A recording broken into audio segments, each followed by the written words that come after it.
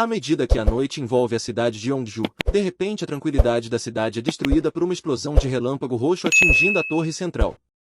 Uma fenda gigantesca se abre sobre a cidade, de onde emerge um guerreiro ancestral e poderoso. Em resposta, os defensores da cidade, conhecidos como a Terceira Divisão, entram em ação.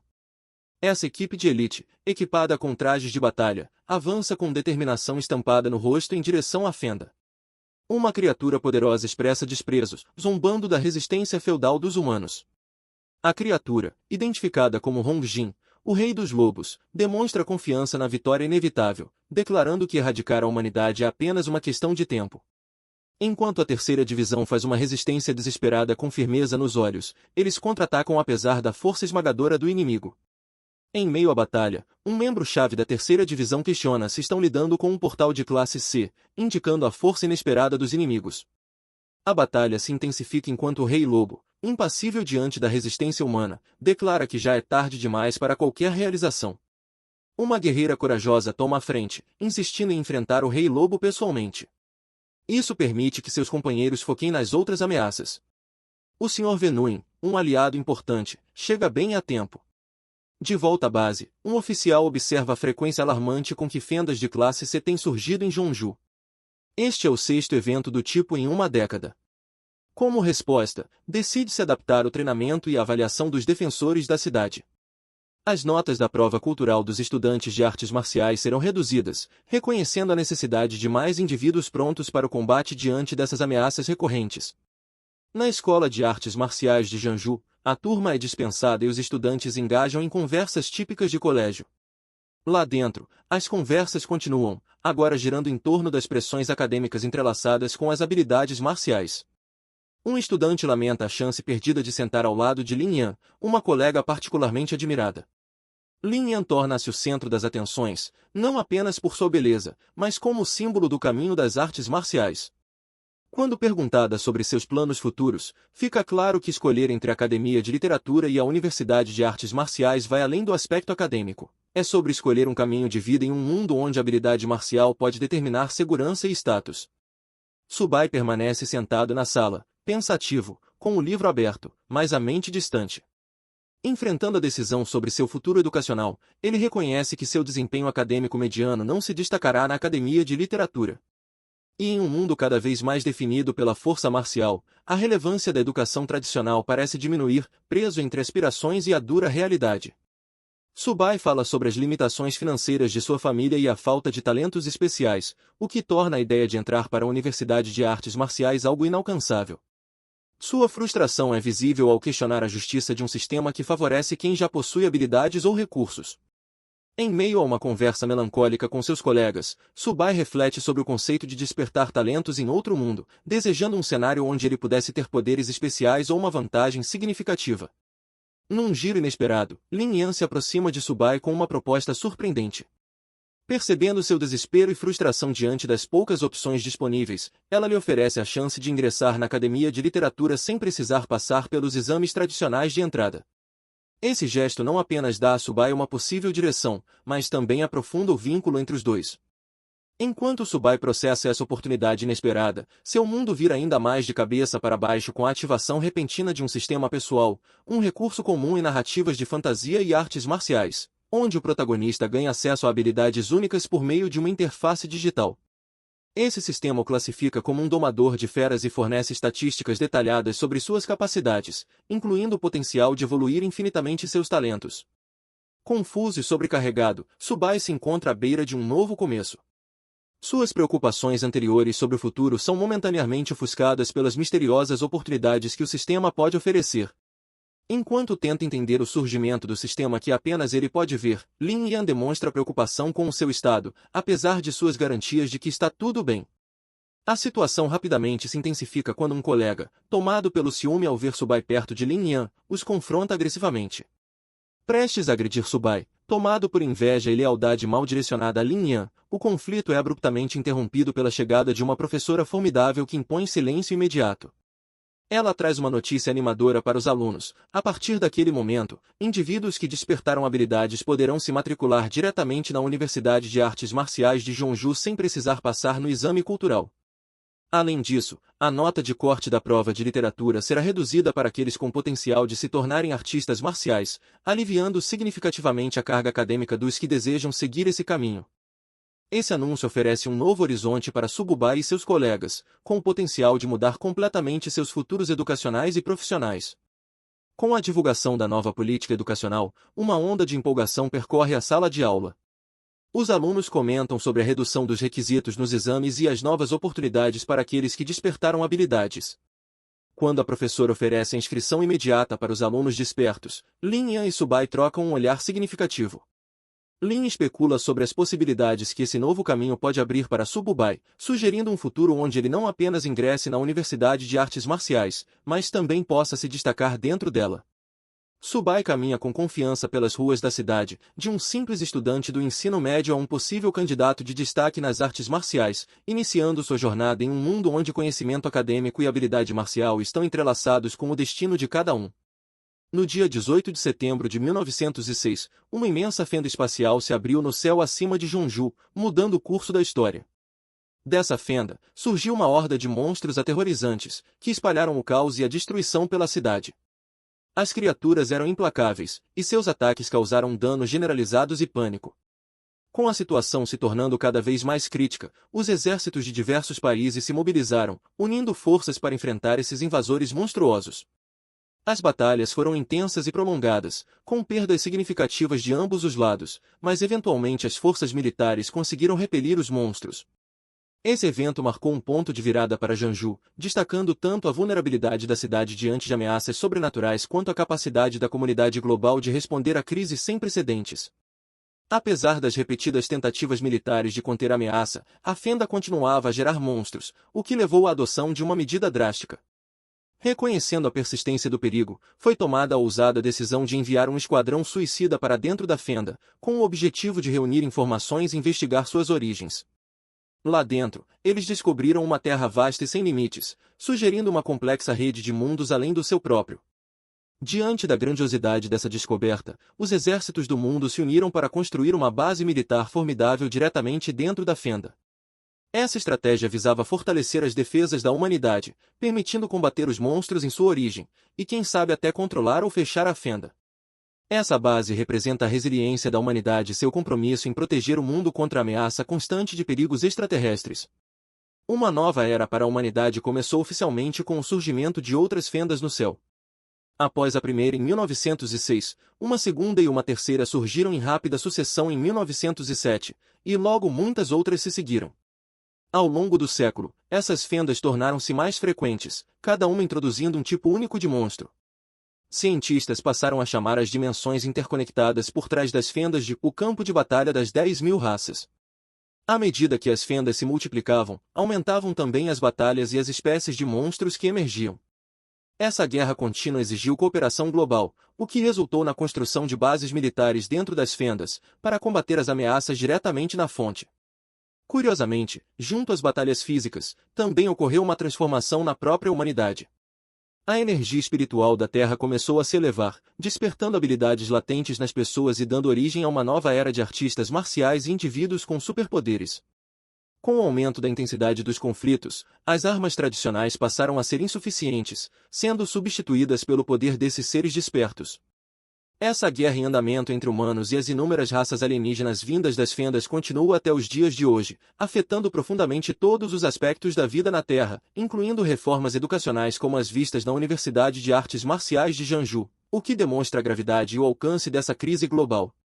Tendo ativado um sistema que lhe concede a habilidade de domar feras, Subai decide usar esse novo poder para proteger sua família em um mundo cada vez mais perigoso. Reconhecendo a urgência de aprimorar suas habilidades, ele decide se matricular em uma universidade de artes marciais com apoio militar, que não só o treinaria adequadamente, mas também o colocaria em posição de contribuir diretamente para a defesa da humanidade contra as fendas. Felizmente, a habilidade especial de Subai, de domar feras, o qualifica para a admissão sem a necessidade de exames tradicionais, um benefício que se alinha perfeitamente com as recentes reformas educacionais. Munido de suas economias, somando mais de 2.000 moedas, ele se dirige à universidade com determinação, esperançoso de que seus recursos financeiros serão suficientes para cobrir quaisquer despesas adicionais. Ao entrar na universidade, ele se lembra de que seu sistema deveria detectar automaticamente oportunidades adequadas para ele. No entanto, ao atravessar os portões, nada acontece, o que o deixa momentaneamente confuso. Ele então se dirige à recepção em busca de orientações sobre como prosseguir, um passo concreto em direção ao seu sonho de se tornar um protetor, não apenas de sua família, mas de toda a sua cidade. Ao entrar na universidade, Sububai declara sua nova habilidade como domador de feras e pergunta sobre os tipos de feras disponíveis para domar. Ele é direcionado a várias opções, cada uma com preços e capacidades diferentes. A primeira fera que ele considera é um gato preto comum com uma linhagem de sangue do submundo, custando 36.000 ienes, um valor que ele considera absurdamente caro, considerando suas economias. Sua atenção então se volta para um cachorro de 4 orelhas, que possui linhagem do lobo demoníaco de 6 orelhas e custa um pouco menos, 33.000 ienes. Ainda explorando suas opções, ele vê outras feras, incluindo uma que custa 56.000 ienes e outra de impressionantes 90.000 ienes, o que intensifica seu dilema ao tentar equilibrar o potencial de cada fera com suas limitações financeiras. Diante desses preços exorbitantes, Sububai percebe que suas economias podem não ser suficientes como ele esperava, o que o obriga a tomar decisões estratégicas sobre qual fera oferece o melhor equilíbrio entre custo e potencial para sua jornada como artista marcial. Frustrado com os preços abusivos da universidade e sentindo-se enganado pelas opções disponíveis, Sububai retorna para casa. Lá, ele expressa sua insatisfação com o quão caro é cada fera apenas por conta de sua linhagem. Ao chegar, o sistema misterioso de Sububai, que estava inativo até então, subitamente se ativa e propõe uma oportunidade inesperada de domar uma pequena tartaruga. Apesar da surpresa inicial e da aparente insignificância da criatura, essa reviravolta pode sugerir potenciais ocultos ou qualidades que ainda não são visíveis. Essa situação prepara o terreno para Sububai explorar e talvez descobrir habilidades únicas que poderiam ajudá-lo significativamente em sua missão de proteger sua família e prosperar em um mundo caótico. Após o choque e a diversão iniciais diante da ideia de domar uma tartaruga aparentemente comum, Sububai reavalia a situação. Seu sistema revela o potencial da tartaruga, indicando que, apesar de ser uma criatura comum de nível iniciante, ela possui uma linhagem latente que pode evoluir infinitamente, e eventualmente, atingir um nível de poder formidável. Intrigado com essa revelação, Sububai decide encarar o desafio, usando sua nova habilidade para enxergar além das aparências e explorar as vantagens únicas que sua primeira fera domada pode oferecer. Ao aceitar a tartaruga como sua aliada, a atitude de Sububai muda de ceticismo para curiosidade e determinação. Ele se compromete a desenvolver as habilidades da tartaruga, utilizando as orientações do sistema para desbloquear e maximizar seu potencial. Essa decisão não só marca o início de sua jornada como domador de feras, mas também simboliza seu crescimento ao se adaptar aos desafios de suas novas habilidades e à realidade de um mundo onde o sobrenatural se tornou parte do cotidiano da sobrevivência e do combate. O ceticismo inicial de Sububai quanto à sua primeira fera domada, uma tartaruga, rapidamente se transforma em entusiasmo ao descobrir seu verdadeiro potencial. A tartaruga, carinhosamente chamada de Zaba, revela-se portadora da linhagem sagrada Zunwu. Apesar de sua aparência simples e tamanho pequeno, Sububai reconhece o valor da tartaruga e decide que ela vale muito mais do que ele imaginava, recusando-se a trocá-la por qualquer outra. Em casa, o entusiasmo de Sububai com sua nova fera é recebido com desconfiança protetora por sua irmã, Suzy, que demonstra um apego imediato a Zaba, chamando-a de o bebê do papai. Enquanto Sububai e Suzy interagem com Zaba, a tartaruga surpreende a todos ao pedir comida, revelando uma personalidade mais viva e divertida do que se esperava. A situação de Sububai piora quando Zaba, a tartaruga aparentemente inofensiva, revela um apetite voraz que surpreende até mesmo ele e sua outra irmã, Xiumi. Quando Sububai nota a fome insaciável da tartaruga, ele começa a suspeitar que isso pode ser um sinal de evolução iminente, sugerindo que seu potencial escondido está ligado à sua linhagem sagrada. Enquanto Sububai corre para encontrar mais comida para satisfazer a fome de Zaba, a situação em casa se transforma em caos. O apetite da tartaruga gera uma cena barulhenta e confusa, deixando a casa completamente bagunçada. A família retorna para o que parece ser o cenário de um assalto, apenas para descobrir que é o novo mascote de Sububai causando toda a confusão.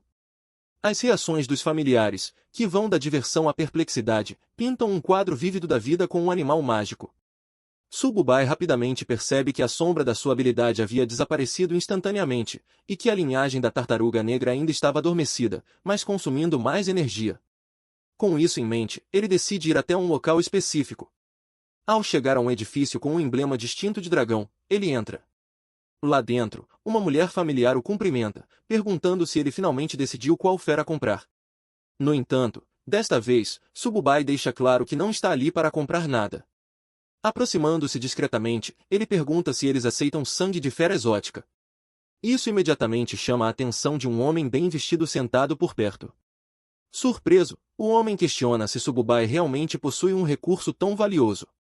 O homem faz um gesto de aprovação, permitindo que a mulher prossiga enquanto Sububai se prepara. Com um gesto casual, o homem então convidou Sububai para se sentar e conversar mais a fundo.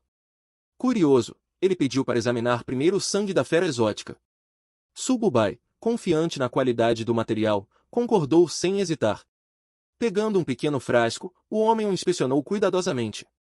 Ao perceber a autenticidade e a qualidade superior do sangue, ele imediatamente perguntou quanto Sububai queria por ele. Sububai calculou o esforço que teve para extrair o sangue da fera, considerando seu valor.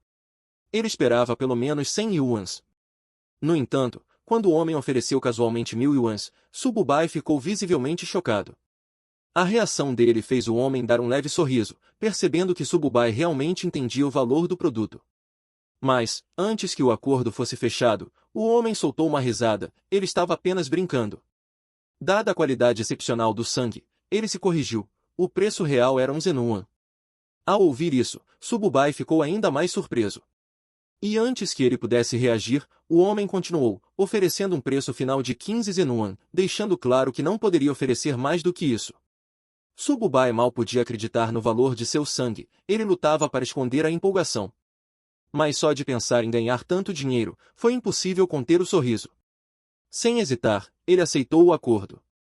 Mesmo assim, comentou casualmente que, se não estivesse precisando tanto de dinheiro, não teria vendido com tanta facilidade. Ao sair, o homem lembrou Sububai de voltar se tivesse mais bens de alta qualidade. Sububai foi embora satisfeito. Ao checar seu saldo, ainda não conseguia acreditar que vender o sangue de fera exótica por 15 ziz yuan significava que ele poderia se sustentar por um bom tempo.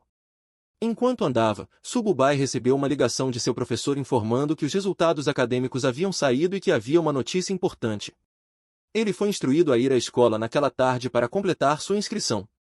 Porém, antes que pudesse obter mais detalhes, o sinal caiu. Frustrado com a perda repentina da conexão, ele tentou ligar de volta, mas sem sucesso. Nesse momento, uma tela de alerta surgiu diante dele, detectando intenção hostil nas proximidades. 3 inimigos haviam sido identificados dentro do alcance, todos mirando nele. Percebendo que estava sendo emboscado, Sububai se virou rapidamente. Um dos atacantes já se aproximava, segurando um grande porrete com espinhos e sorrindo de forma ameaçadora. O líder deles presumiu que Sububai estava carregando algo valioso, depois de observar a reação do dono da loja de feras. Sem rodeios, ele exigiu que Sububai entregasse o item. Tentando negociar, Sububai explicou que só tinha vendido algo, não comprado. Mas a sorte claramente não estava ao seu lado. Ele analisou a situação com rapidez, apenas um deles era guerreiro de nível primário, o que lhe dava uma chance. Um brilho de confiança surgiu em seus olhos. Ele não estava com medo. No entanto, o bandido riu da expressão dele, zombando de sua aparente covardia e exigindo dinheiro. Sububai fingiu se render, curvando-se levemente como se fosse obedecer. De repente, ele fez seu movimento, fingindo se render, mas em vez disso, lançou sua tartaruga companheira diretamente contra o bandido careca. Pegando desprevenido, o homem levantou a arma para atacar, mas o ataque inesperado o desequilibrou. Seus olhos se arregalaram ao perceber, tarde demais, que era uma armadilha. O pânico tomou conta e ele gritou de medo. Sububai aproveitou a brecha e desferiu um poderoso contra-ataque, lançando o careca para longe. O impacto foi tão forte que o homem até imaginou um ovo rachando dentro da cabeça. Os dois subordinados, em pânico, correram para ajudá-lo, furiosos com Sububai por ter tocado em seu chefe. Sem hesitar, eles avançaram armados. Mas Sububai usou a defesa de sua tartaruga companheira como escudo.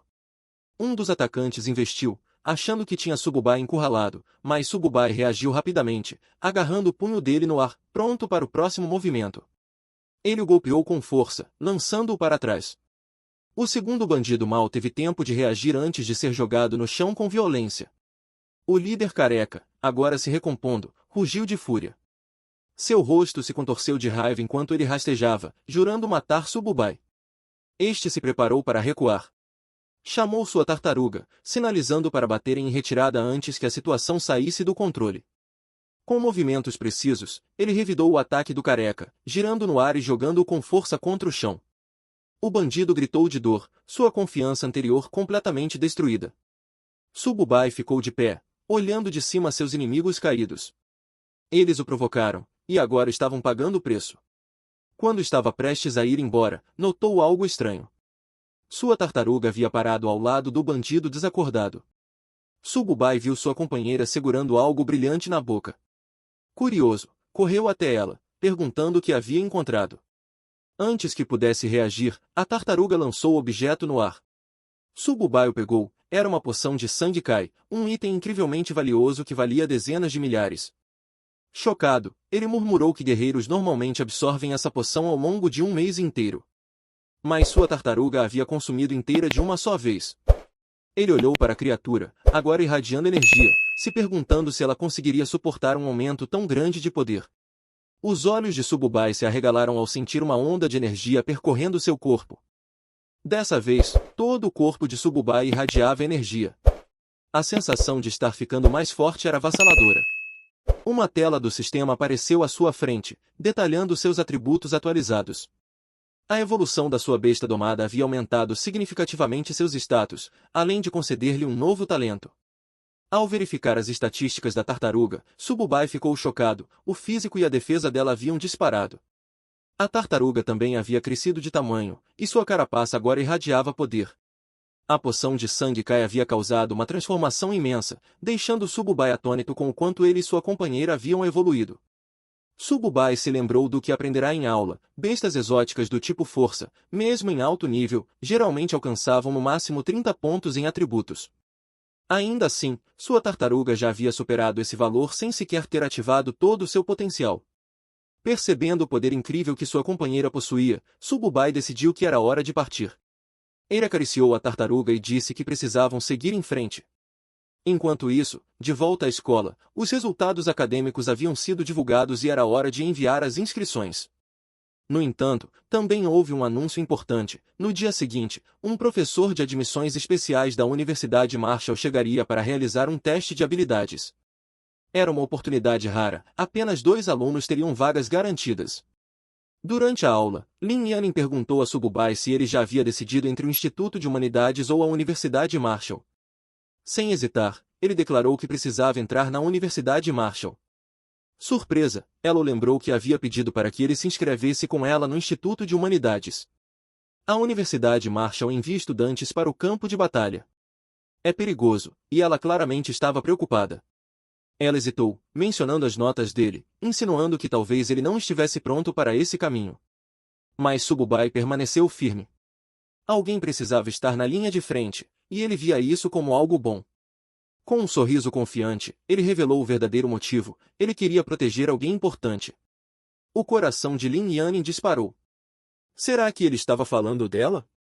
Na sala de aula, o professor perguntou a Lin Yanin para qual instituição ela pretendia se inscrever. Ela hesitou, considerando suas opções. Um colega de classe presumiu que ela escolheria o instituto, já que ainda não havia despertado nenhuma habilidade nem treinado fisicamente. Ainda indecisa, Lin Yanin respondeu que precisava de mais tempo para pensar. Enquanto isso, o professor reforçou a importância da decisão, instruindo os alunos a levarem seus boletins para casa, conversarem com os pais e entregarem suas inscrições até o dia seguinte. Quando o dia escolar terminou, o anúncio ecoou pelos corredores: fim das aulas. Os alunos agradeceram o professor antes de saírem. Mais tarde, enquanto Lin Yanin relaxava em um banho medicinal, ela ligou para Sububai. E então, revelou sua decisão: ela também iria se inscrever na Universidade Marshall.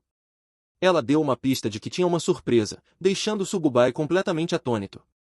No meio de seu treinamento, ele mal conseguia acreditar no que acabará de ouvir. Perguntou se ela estava falando sério, e Lin Yanin confirmou sua escolha sem hesitação. Sem querer prolongar a conversa, Sububai encerrou a ligação, dizendo que tinha assuntos urgentes a tratar. Os alunos se reuniram quando um locutor anunciou a chegada do instrutor de artes marciais militares, Jiang Kai, dando-lhe boas-vindas ao palco. Uma mulher se dirigiu aos alunos, explicando que Jiang Kai não era apenas um instrutor, ele também era o diretor da academia e um veterano respeitado. Ao pegar o microfone, Jiang Kai imediatamente os lembrou da dura realidade da academia, revelando as taxas de sobrevivência dos anos anteriores. Um ano atrás, 126 estudantes haviam ingressado, mas apenas 65 restavam. Os números de anos anteriores eram ainda piores, menos da metade sobrevivia. 3 anos atrás, de 86 estudantes, apenas 11 estavam vivos. Ele deixou claro que não queria assustá-los, mas que era importante que entendessem a verdade. Fazer parte daquela academia não era motivo de comemoração, era uma luta constante pela sobrevivência. Sububai ouviu enquanto o discurso continuava. Os desafios que os esperavam eram claros: dever, responsabilidade e o perigo de proteger a nação. O instrutor então falou diretamente com os alunos, reforçando o propósito da academia. Voda era um lugar onde os fortes eram forjados. Ele perguntou se eles aspiravam a se tornar parte da elite, e os alunos responderam com um rugido uníssono de determinação. Satisfeito com o entusiasmo, o instrutor expressou sua expectativa para o desempenho deles no exame de entrada. Jiang Kai então chamou Sububai pelo nome. Ele se virou, reconhecendo o chamado, enquanto Lin Yanin observava de longe. Ao se aproximar, Jiang Kai confirmou sua identidade e informou que uma vaga havia sido reservada para ele, e que ele deveria ir imediatamente para se preparar para o exame de entrada. Sububai ficou chocado ao ouvir que uma vaga especial havia sido preparada para ele. Ele mal podia acreditar, mas o instrutor confirmou que um veículo já o aguardava para levá-lo até o portão da academia. Enquanto isso, outros alunos reagiam com surpresa e frustração. Alguns chamaram isso de favoritismo, enquanto outros invejavam o tratamento especial. Pouco depois, os alunos chegaram em Buda. O instrutor anunciou a chegada deles, instruindo todos a desembarcarem. Quando os alunos estavam do lado de fora, o instrutor os chamou para seguirem-no, dando início à jornada deles em Buda. Enquanto Sububai e os outros exploravam Buda, eles se depararam com um enorme pilar de pedra gravado com o lema da escola. A inscrição falava sobre honra inabalável e dedicação à nação. Sububai ficou impressionado com a imponência do local, e um aluno explicou o significado daquilo. Em seguida, o instrutor conduziu o grupo para pegar os uniformes antes de seguirem para os dormitórios. Ao chegarem, ela indicou a área destinada aos alunos do sexo masculino, informando que logo receberiam instruções sobre o exame de admissão. Sububai agradeceu a orientação e entrou no prédio. Ao chegar no quarto que lhe foi designado, Sububai refletiu sobre a importância dos recursos no treinamento de artes marciais. Dentro do dormitório, um aluno ruivo exibia um frasco raro de medicamento, explicando que ele havia sido feito com o sangue de um monstro extremamente raro que seu pai havia conseguido. Ele enfatizou quão valioso aquilo era, algo que a maioria das pessoas nunca veria na vida. Os outros ficaram fascinados. Alguns admitiram nunca ter visto nada parecido, enquanto outro mencionou já ter comprado produtos similares, mas nada tão raro. Nesse momento, Sububai entrou no quarto, apresentando-se como o novo colega do quarto 303. Um aluno chamado Anjayagan o reconheceu e comentou que agora todos estavam presentes. Ele apresentou os outros dois, Tang Jian, que o cumprimentou de forma casual, e Fan Kong, que apenas acenou com a cabeça. Os colegas de quarto de Anjayagan deram as boas-vindas a Sububai, dizendo que não precisava de formalidades, já que agora eram companheiros de quarto. Eles mostraram o sangue raro de monstro, explicando que era muito difícil de conseguir e exigia muito esforço para ser encontrado. Enquanto desempacotava suas coisas, Sububai ficou surpreso ao ouvir que o produto vinha da montanha, e se perguntou se ele mesmo não teria sido quem o vendeu originalmente. Perguntou casualmente quanto custou, imaginando que devia ter sido caro. Anjayagan, no entanto, minimizou o valor, dizendo que cada gota custava cerca de 30 mil, e que o total nem chegava a 100 mil, uma quantia insignificante para ele. Ao ouvir isso, Sububai percebeu que ele mesmo havia vendido por 30 mil, mas alguém revendeu por 3 vezes mais. Irritado, amaldiçoou os atravessadores que lucraram em cima do negócio. No dormitório, os colegas de Sububai começaram a apontar para fora, dizendo que havia uma garota incrivelmente linda lá embaixo. Um deles chegou a declarar que ela seria a sua escolha para o próximo concurso de beleza. Curiosos, correram até a janela, seus olhos fixaram-se em uma garota alta e confiante caminhando em direção ao dormitório. Ficaram hipnotizados com sua beleza, elogiando sua elegância e se perguntando o que ela estava fazendo ali. Do lado de fora, a responsável pelo dormitório parou Lin Yanin, perguntando o que ela estava fazendo no dormitório masculino. Sem hesitar, ela disse que estava procurando por Sububai. A responsável chamou Sububai, anunciando que uma garota linda o aguardava do lado de fora. Os colegas de quarto ficaram pasmos, não conseguiam acreditar no que estavam ouvindo. Sem pensar duas vezes, Sububai saiu. Seus colegas observavam, perplexos, sem entender por que uma garota tão impressionante estaria atrás dele. Desconfiados, começaram a se perguntar se Sububai era muito mais influente do que aparentava. Do lado de fora, Lin Yan cumprimentou Sububai, elogiando como ele estava bem no uniforme. Ele respondeu de forma casual. Lin Yan então ajeitou o uniforme de Sububai, elogiando novamente sua aparência. Sububai ficou sem saber como reagir à aproximação repentina. Enquanto isso, seus colegas observavam tudo pela janela, completamente chocados. Ver Lin Yan pessoalmente ajustando a roupa de Sububai os deixou em estado de negação. Eles estavam indignados, incapazes de aceitar que Sububai estava interagindo de forma tão íntima com alguém que eles viam como uma deusa. Lin Yan então falou sobre a vaga reservada em Vuda, perguntando se Sububai estava chateado com aquilo. Ele a tranquilizou, dizendo que não estava bravo, mesmo tendo inicialmente planejado conquistar a vaga pelo exame. Lin Yan agradeceu sinceramente, dizendo que estava preocupada com a reação dele. Sububai apenas sorriu e colocou a mão na cabeça dela, dizendo que não havia como ficar bravo com ela. Lin Yan informou que o exame de admissão estava se aproximando e ofereceu algumas pílulas para ajudá-lo, mas Sububai recusou, dizendo que ela já havia o ajudado o suficiente e que deveria guardar para si. Antes de ir embora, Lin Yan acenou para Sububai, dizendo que voltaria a vê-lo em breve. Sububai apenas observou enquanto ela se afastava. Dentro do dormitório, os outros alunos haviam visto tudo.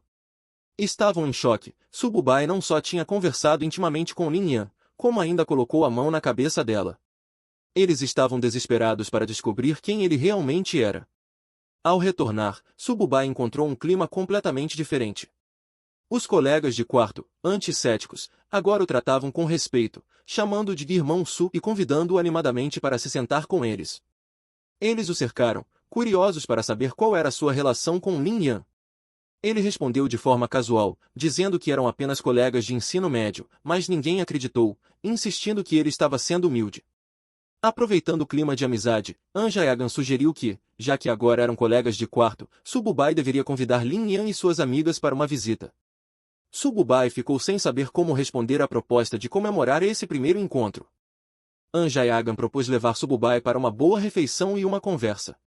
Os outros colegas concordaram rapidamente, decidindo cuidar de todos os preparativos por conta própria enquanto diziam a Sububai para descansar. Quando saíram animados, Sububai ficou parado por um momento, ligeiramente surpreso com a mudança repentina de atitude deles. Depois que os colegas saíram, Sububai refletiu sobre como eles eram interessantes. Ele então se espreguiçou e respirou fundo. Curioso com o que Lin Yan havia lhe dado anteriormente, Sububai verificou o pacote e descobriu que se tratava de uma poção de essência de sangue. Ele sorriu, percebendo que seria útil para sua pequena companheira, Little Bee, com um sorriso travesso. Sububai provocou Little Bee, perguntando se ela sabia o que fazer depois de consumir a poção. Enquanto isso, seus colegas chegaram a um hotel luxuoso para o encontro. Sububai ficou surpreso com a escolha sofisticada, perguntando se aquilo era realmente necessário. No entanto, Anja Yagan garantiu que tudo o que ele precisava fazer era aproveitar e deixar o resto com eles.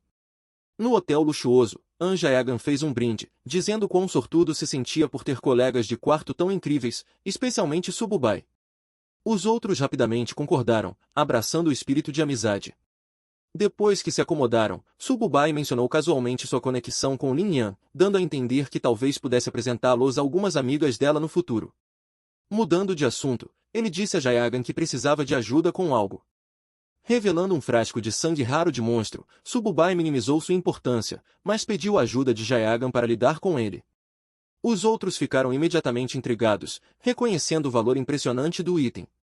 Jayagan examinou o sangue com cuidado, percebendo que era de qualidade ainda mais alta do que o que ele próprio possuía.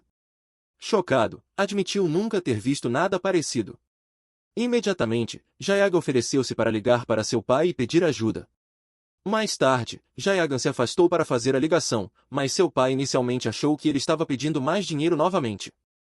Jayagan rapidamente explicou que era algo sério, contou que seu colega de classe tinha 7 gotas de sangue de monstro extremamente raro, muito superior ao que eles haviam conseguido anteriormente. Sem saber como avaliar o valor, buscou a orientação do pai. Ao ouvir isso, o pai ficou surpreso, perguntando se era realmente melhor do que o anterior. Jayagan jurou que sim e insistiu para que ele fosse ver com os próprios olhos. Sem hesitar, o pai pediu o local e prometeu enviar o mestre cão imediatamente. Uma hora depois, mestre cão chegou para examinar o sangue do monstro. No momento em que viu, ficou maravilhado, chamando de o mais puro e potente que já havia encontrado. Animado, declarou que, com tamanha energia, poderia criar algo extraordinário. O pai de Jayagan, ainda cético, perguntou se o mestre cão não estava exagerando. Mas ele insistiu que, mesmo com os melhores equipamentos, o valor daquele sangue só aumentaria. Enquanto isso, Sububai tomava um drink casualmente, enquanto Jayagan ainda se impressionava com a qualidade absurda do sangue. O pai de Jayagan então perguntou qual era o preço do sangue de monstro de Sububai. No entanto, Sububai deixou claro que não estava à venda, só aceitaria trocá-lo por essência de sangue de valor equivalente. Reconhecendo a conexão através de Jayagan, seu pai garantiu que não haveria trapaças. Ele se ofereceu para trocar todas as gotas por 14 frascos de essência de sangue, uma proposta que Sububai aceitou prontamente. Com um sorriso, o pai de Jayagan fez uma oferta inesperada, convidou Sububai para entrar para a família An, prometendo recursos e benefícios gratuitos. Sububai recusou educadamente, dizendo que não tinha planos de se juntar a nenhuma família por enquanto. No entanto, o pai de Jayagan tentou convencê-lo a reconsiderar. Antes que a conversa avançasse, Lin Yan entrou na sala com uma presença imponente.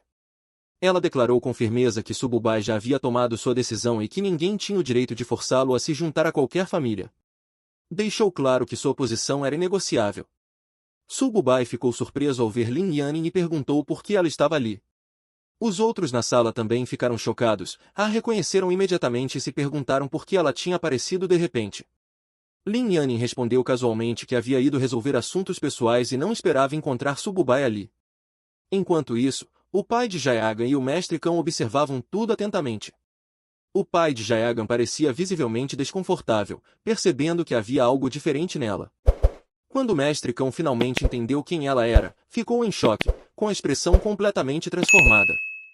O pai de Jayagan tenta explicar que tudo não passou de um mal-entendido. Ele insiste que Sububai e seu filho não são apenas colegas de classe, mas também irmãos próximos. Lin Yan pergunta se Sububai está voltando para a escola e sugere que vão juntos. Sububai acena com a cabeça, dizendo que já resolveu seus assuntos por ali e está pronto para partir, enquanto o pai e o mestre cão dizem a Jayagan que se encontrarão mais tarde no dormitório. O pai de Jayagan responde desejando-lhes tudo de bom. Enquanto Sububai se afasta com Lin Yan, Jayagan entra em pânico repentinamente e corre atrás deles, dizendo que também está voltando. Mas seu pai o segura, repreendendo e exigindo que volte. Visivelmente frustrado com a atitude do filho, o pai de Jayagan o aconselha severamente a se dar bem com Sububai, enfatizando que o futuro da família An pode depender da relação entre eles. Jayagan fica confuso com essa declaração, mas fica ainda mais chocado quando o pai o alerta para manter uma distância respeitosa de Lin Yan. Mais tarde, Jayagan questiona o pai, se perguntando por que nunca percebeu o quão excepcionais Sububai e Lin Yan são. 2 dias se passam e, no campo de treinamento do campus da Universidade Marcial, os alunos se reúnem para o treinamento especial dos calouros. O instrutor anuncia que esse treinamento acontecerá em um local significativo. Os alunos ficam chocados ao descobrir que treinarão no campo de batalha das raças múltiplas, um lugar repleto de perigos. Alguns expressam preocupação, questionando a segurança da decisão. O instrutor os tranquiliza, dizendo que falhar no treinamento não é o problema, o importante é sobreviver. Ele garante que a área designada para o treinamento foi assegurada e que a segurança dele será garantida. O instrutor anuncia que cada turma será composta por 50 alunos, liderados por um professor de nível bronze, que será responsável pelo treinamento. Ele encoraja os calouros e deseja sucesso a todos.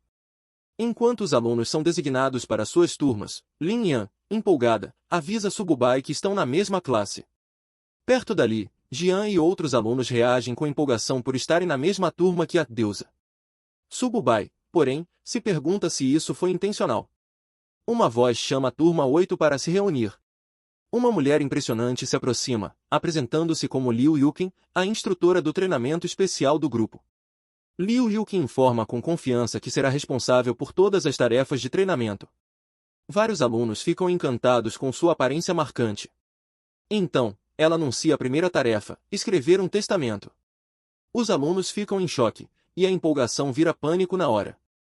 Alguns hesitam, questionando se ela estava falando sério, enquanto outros começam a entender a realidade do treinamento.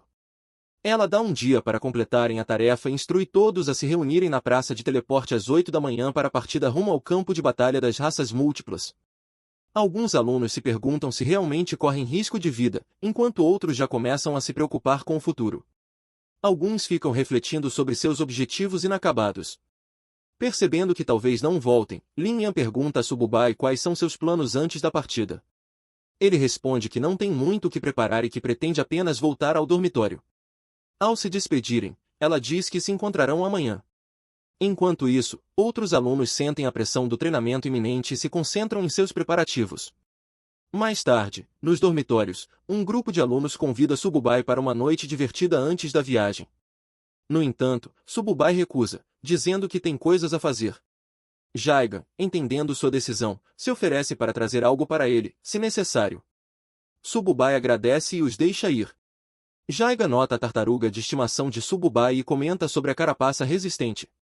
Sububai a apresenta como Pequeno Bi, explicando que ela é bem gulosa. Enquanto os outros saem para aproveitar a noite, se despedem de Sububai, que permanece no dormitório. Ele deseja que aproveitem. Sozinho, Sububai prepara comida para o Pequeno Bi, brincando com ela por estar sempre comendo. Deixa que ela coma à vontade, mas lembra que deve provar seu valor no campo de batalha. Enquanto isso, ele mesmo prepara seus suprimentos, garantindo que tudo esteja pronto para o dia seguinte. Pequeno Bi devora a refeição com entusiasmo, e Sububai a tranquiliza dizendo que ninguém vai roubar sua comida. Enquanto Sububai alimenta Pequeno Bi, uma notificação aparece informando que a fera domesticada evoluiu para uma besta de alto nível comum. Junto com o aumento de nível de Sububai, Pequeno Bi ganha um novo talento, Golpe Pesado. Uma tela detalhada mostra os atributos melhorados de Pequeno Bi, incluindo Constituição, Defesa e Agilidade. Seus talentos agora incluem: Defesa com carapaça, aumenta a defesa quando está totalmente retraído. Pele de tartaruga, melhora a durabilidade ao custo de resistência. Golpe pesado, aumenta o poder de ataque conforme o consumo de estamina. Outra tela exibe os atributos atualizados de Sububai, confirmando que, como domador de feras, ele também se beneficia da evolução de sua fera. Seus atributos base aumentaram, e as habilidades do Pequeno Bi também o fortalecem parcialmente. Animado com as melhorias, Sububai reconhece que o pó de sangue Kai teve um papel crucial nessa evolução. Ele elogia o Pequeno Bi, incentivando-o a dar o seu melhor na batalha que está por vir. Pequeno Bi responde com confiança, pronto para o desafio. Com os preparativos para a batalha completos, um relatório é enviado ao instrutor-chefe, confirmando que todos os alunos estão prontos. Os instrutores ficam a postos enquanto as ordens para ativar o círculo de teleporte são dadas. Com um comando, o enorme portal começa a vibrar com energia. Os alunos ficam maravilhados com o imenso círculo de teletransporte, reconhecendo que só a Universidade Marcial poderia oferecer algo tão grandioso. Antes da partida, Lin Yan expressa preocupação com Sububai, pedindo que ele tenha cuidado no campo de batalha. Sububai a tranquiliza com confiança, prometendo que irão cumprir sua missão com sucesso. Ela acena com a cabeça, desejando-lhe boa sorte enquanto se preparam para a jornada. Quando o processo de teleporte começa, Sububai e os outros alunos avançam, prontos para a transferência. Um brilho intenso os envolve. Com o comando final, os alunos chegam ao destino. Desorientados, mas impressionados. Jiagan tropeça levemente, surpreso, enquanto os outros observam o local com admiração.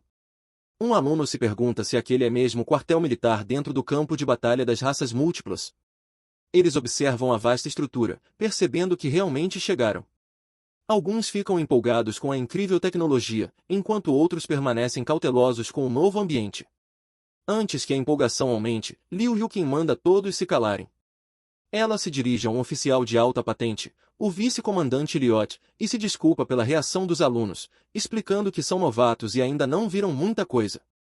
O vice-comandante da base militar F269 se apresenta, deixando claro que ali a patente não importa, todos seguem suas ordens. Ele exige reconhecimento, e os alunos liderados por Liu Yuqin respondem em uníssono, afirmando que entenderam. Enquanto o comandante fala, Jaigan questiona por que deveriam se impressionar com um mero vice-comandante. No entanto, Sububai nota a cicatriz em seu rosto, reconhecendo que ele deve ser um oficial experiente. O comandante então passa a primeira missão, limpar o campo de batalha. Mas não se trata apenas de remover destroços. Eles também devem eliminar quaisquer gatos sombrios remanescentes na área. Ele considera essa uma prova perfeita para recrutas que estão entrando no campo de batalha pela primeira vez.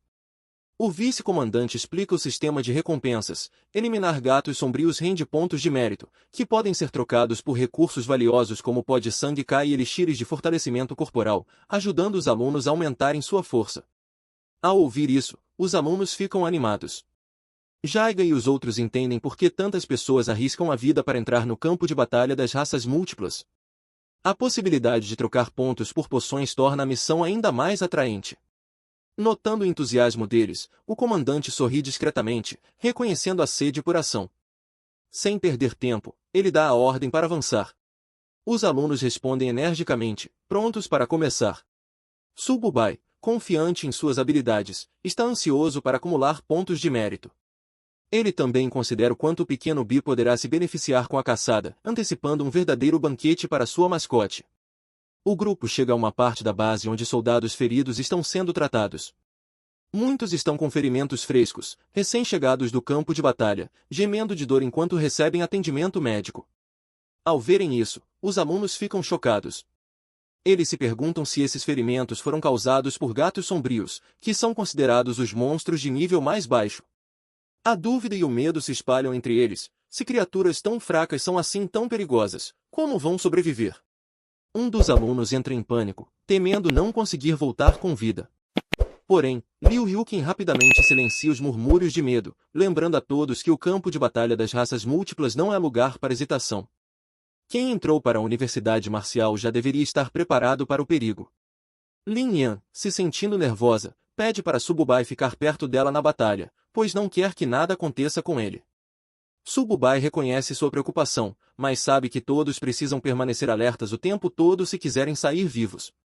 Um soldado se apresenta ao vice-comandante, informando que estavam guardando o portão norte e conseguiram eliminar 35 feras que atacaram o acampamento. Aguardando novas ordens, o comandante decide que chegou a hora dos recrutas experimentarem a verdadeira natureza do campo de batalha. Com um comando firme, ele ordena que os portões do acampamento sejam abertos. Liu Yukin lembra a todos que esta é uma oportunidade rara, com o próprio vice-comandante Liotov liderando a equipe, é hora de se provarem em combate. Liotov alerta os recrutas, como já deixaram seus testamentos, agora devem estar preparados para caminhar lado a lado com a morte a cada segundo a partir daqui. O comandante se dirigiu aos recrutas reunidos, certificando-se de que estavam prontos para a missão. Com a resposta confiante deles, ele não perdeu tempo e deu a ordem para avançar. Enquanto isso, a força de ataque foi instruída a seguir junto e fornecer proteção. Durante a marcha, Liu Yukin questionou por que o capitão Fu estava liderando pessoalmente a equipe, observando que limpar um campo de batalha não era algo particularmente perigoso. O comandante descartou casualmente suas preocupações, dizendo que seria um desperdício mandar recrutas inexperientes direto para a linha de frente. Quando Yukin insistiu no questionamento, ele a interrompeu, dizendo para não fazer perguntas desnecessárias. Mais tarde, durante a caminhada, Yukin agradeceu por sua presença, mas o comandante minimizou, dizendo que os estudantes eram guerreiros em campo, e era seu dever protegê-los. No quartel-general militar de mais alto escalão, em Ditu, um relatório urgente foi entregue. Os oficiais não perderam tempo e permitiram que o mensageiro falasse imediatamente. O relatório detalhava uma situação crítica, monstros haviam rompido as defesas no campo de batalha das raças.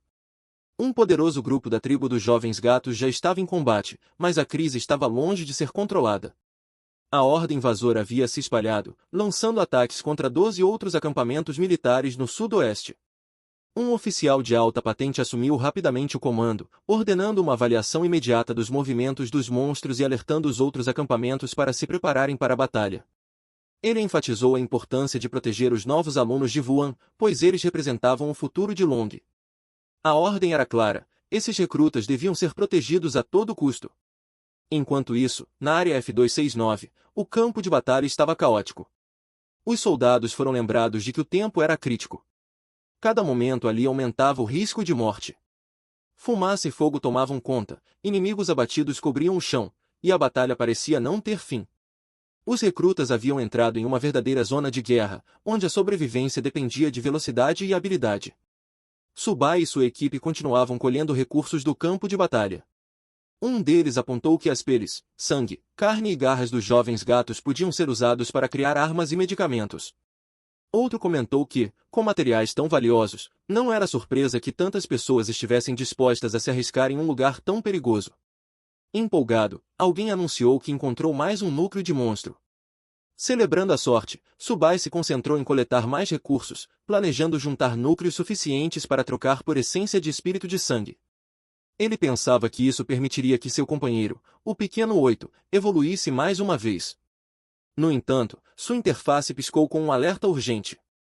164 gatos Jeon se aproximavam rapidamente, vindos da floresta ao sudoeste, a 3 quilômetros de distância. O aviso classificava a situação como de extremo perigo, com nível de ameaça de 5 estrelas e risco de morte de 4 estrelas. Subai ficou surpreso. A última vez que seu sistema havia emitido um alerta, era por causa de um artista marcial de nível baixo. Mas agora estava sinalizando uma crise de vida ou morte com 5 estrelas. Alarmada, Liu Ryukin percebeu a mudança de expressão dele e imediatamente perguntou o que estava acontecendo. Subai chamou Liu Sen com urgência, avisando sobre uma grande horda de monstros vindo do sudoeste. Empoleirada em uma árvore, ela pareceu cética, mas o ouviu enquanto ele insistia no perigo. Observando a área, Liu Ryukin não viu nada em comum, apenas silêncio por todo o campo de batalha. Frustrada, ela lembrou a Subai que aquele era um campo de batalha, não um lugar para causar pânico. Alarmar os outros sem motivo poderia ter consequências sérias. No entanto, Subai insistiu que não estava brincando. A ameaça era real e os monstros estavam se aproximando rápido. O capitão Fu, ouvindo a conversa, interveio. Ele descartou com confiança as alegações de Subai, afirmando que não havia monstros num raio de 2 quilômetros. Subai, porém, se manteve firme, alertando que mais de 100 gatos de Yamen estavam a apenas 3 quilômetros de distância e se aproximando rapidamente. O capitão Fu zombou da afirmação de Subai, questionando se seus sentidos eram superiores aos dele. Liu Ryukin tentou acalmar a situação, sugerindo que Sububai estava apenas reagindo de forma exagerada por falta de experiência em batalha, e que não valia a pena perder tempo com aquilo. No entanto, Lin Yan interveio, insistindo que nenhuma conclusão deveria ser tirada sem uma verificação adequada. Ela declarou sua confiança em Subai, deixando o capitão Fu momentaneamente sem palavras. Determinado, Subai se dirigiu a todos, pedindo que acreditassem nele. Ele explicou que, como domador de monstros, possuía um senso excepcional para detectar perigos. Essa revelação surpreendeu o grupo, e alguns questionaram por que a escola não havia registrado uma habilidade tão importante. Subai esclareceu que, como já tinha vaga garantida em Wuhan, suas habilidades especiais não foram oficialmente documentadas. As dúvidas começaram a se espalhar entre os outros. Se Subai realmente tinha a habilidade de domar monstros, por que ninguém jamais tinha visto uma prova disso? De repente, um grito ecoou quando os gatos Jeon finalmente apareceram, provando que o alerta de Subai era verdadeiro. O grupo rapidamente percebeu a quantidade absurda de inimigos se aproximando e foram forçados a agir rapidamente. As ordens foram dadas para formar uma formação defensiva imediatamente. À medida que a ameaça crescia, um pedido de reforços foi enviado. No entanto, mais notícias chegaram logo depois. Os acampamentos vizinhos também estavam sendo atacados, o que significava que não haveria reforço. Eles estavam por conta própria. Liu Ryukin demonstrou preocupação, questionando se realmente havia mais de 100 monstros. Sem reforços, os estudantes tinham poucas chances contra uma força tão esmagadora. O capitão Fu, agora convencido do perigo, reconheceu que Sububai esteve certo o tempo todo. Ele também já podia sentir a horda se aproximando rapidamente. Sem perder tempo, o capitão Fu ordenou que 4 soldados protegessem Sububai e outro estudante, garantindo sua segurança. Mas Subai, sem querer ficar parado, protestou. Ele insistiu que podia lutar e que não precisava de proteção especial. Um feroz gato Yeon, no estágio inicial de bronze, pulou na batalha, sua aura verde brilhante indicava sua força. Os estudantes mal tiveram tempo de reagir antes que mais criaturas avançassem em sua direção. Liu Ryukin e os outros soldados contra-atacaram imediatamente, lançando uma chuva de rajadas de energia contra a ameaça que se aproximava. Ordens urgentes ecoaram pelo campo de batalha, proteger os estudantes a qualquer custo. Apesar dos esforços, os monstros eram implacáveis. Os soldados lutavam para manter suas posições enquanto as feras atravessavam suas fileiras com força brutal. Um lutador, lançado pelos ares por um ataque devastador, exclamou, incrédulo, que esses chamados gatos eram mais parecidos com tigres, de tão poderosos que eram.